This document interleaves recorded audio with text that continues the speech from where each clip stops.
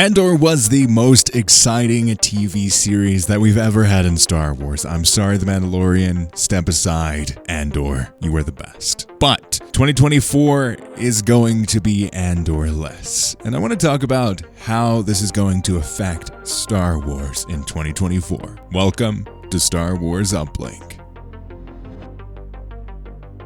Andor was exciting because it went back to the building blocks of Star Wars, the things that inspired George Lucas originally, concepts around imperialism, the Vietnam War, the impact of war, how really good's just a side that you're on. They're both doing the similar things. The rebellion is basically a terrorist organization. The Empire is doing the exact same thing that they're doing. So there's a lot of these more nuanced discussions that are being had in Andor, and I think it really added to what is possible in Star Wars. While yes, we are going to get more Ahsoka type things, more Mandalorian type things, there's also a place for something like Andor. And that's just really exciting because I think it did that so well and still stayed Star Wars. But according to reports that we've seen reported throughout the last year, honestly, it's nothing new, but it is now more official. Andor is not happening in 2024. Originally, it was expected to be in 2024, but the writer's strike, the actor's strike were huge. They were record-breaking strikes, and they impacted a lot of the expectations and the timing around a lot of film. And we probably won't see the repercussions for this for quite some time. So they're trying to get as much of a runway of content and film and TV and all of these different things as long as they can to help offset some of the gap that is going to eventually happen. That's why Warner Brothers moved Dune from November of 2023 to March of 2024. They don't have a whole lot of stuff to fill those slots, so they have to make use of what they have. But when we look at Andor and the gap that it is having in Star Wars, I think 2024 is going to be the most experimental when it comes to the types of shows that we're going to get. We have Bad Batch Season 3, which is going to be the typical Star Wars animated show. Like, we kind of know what to expect when we look at the Bad Batch, and it's going to cover some very deep and dark topics more than likely as it gets even closer to the original trilogy and the impacts that Order 66 had on the galaxy, and it's going to show the ends of these characters because this is the last season with the Bad Batch, at least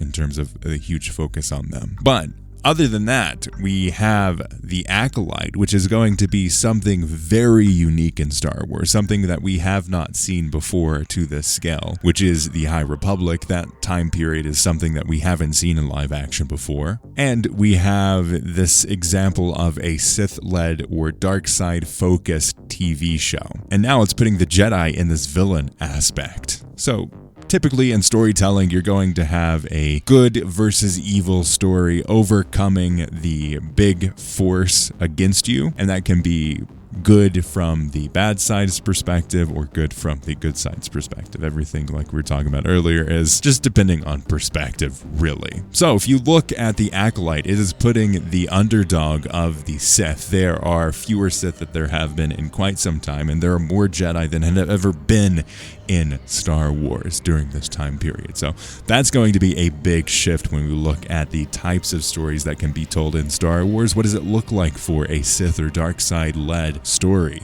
to be told in the modern day? And then if we look at Skeleton Crew, this is another experiment that they're running because it is a entirely new character cast. We will probably see some familiar faces, but it is set around the same time as Ahsoka and Mandalorian Season 3, but it's focusing on a very Amblin-esque, very Goonies-esque story that is going to be going off into wild space. These groups of kids skip school and they go off on the spaceship. They get lost into wild space, and a rogue Jedi saves them. And they're a skeleton crew. The ship is non-functioning, but they're trying to get back to where they were previously with the help of this almost Obi-Wan type character. And that's exciting because it's not going to be focused on some big groundbreaking thing. It is definitely going to focus on more of the smaller scale stuff. Similar to Andor and how Andor doesn't necessarily change anything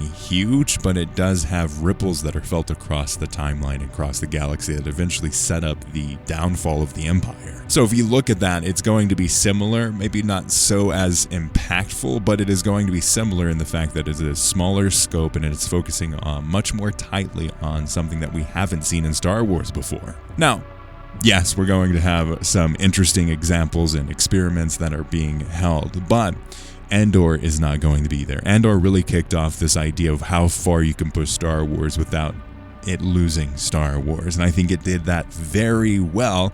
And the fact that we're not getting something in 2024 definitely is a little sad, but when it comes to Andor, I want them to have as much time as possible that they can to make this the best show they can make it. Because unlike the first season, it is condensing 5 years of leading up to Rogue One into one season. That's 12 episodes. Each year is going to have only so much that they can focus on, but they're going to have these vignettes leading up to the last 5 days. 5 days or 5 hours, I think, of leading to Rogue One, and that's very exciting. It's also something that we haven't seen before. It's messing with how timeline can be portrayed in a Star Wars show, and I think that's really exciting. Now, what does it mean for them not to have something in 2024? Honestly, I think we're going to be set with the Skeleton Crew and the Acolyte. Would I like to see Andor in 2024? That would be nice, but it is going to help us keep the spread of content. I'm using quotation marks here because content is this really dirty word when it comes to like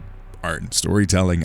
I don't necessarily think everything should be referred to as content because that kind of demeans it, and it's just a date or a piece of content, or a thing on a calendar that they can point to of like, yep, this is filling the gap there. But again, it is going to help us get further and closer to the idea of the ultimate movie in Star Wars. So I think it's going to be a good lead up to whatever 2025 is going to be, because at this point we have Andor that's going to be there, and that's about it as far as we know. We're not going to get a Star Wars movie, so they may say, hey, we're going to get Andor, and that is going to be the Star Wars for 2025 until the big moment, which is that Star Wars movie. And I think the fact that they're giving Andor the time necessary and they aren't pushing it and trying to rush it to make 2024 is good, and they're going to give it enough time. Because if you think about it, Andor Season 1 was made during the height of the